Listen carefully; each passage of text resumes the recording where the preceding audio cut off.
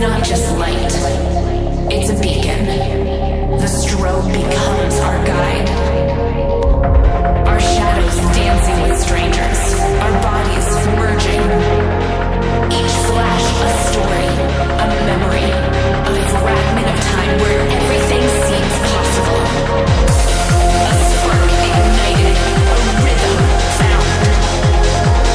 The strobe, more than light, it's a symbol of connection, a dance that unites. Here, in the heartbeat of the strobe, we are alive. We are infinite. We are one.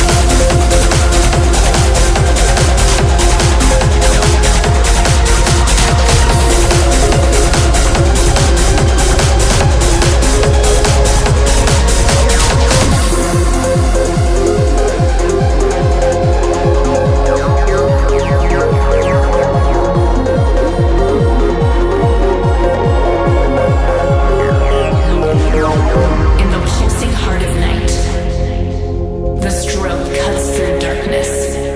It's not just light, it's a beacon.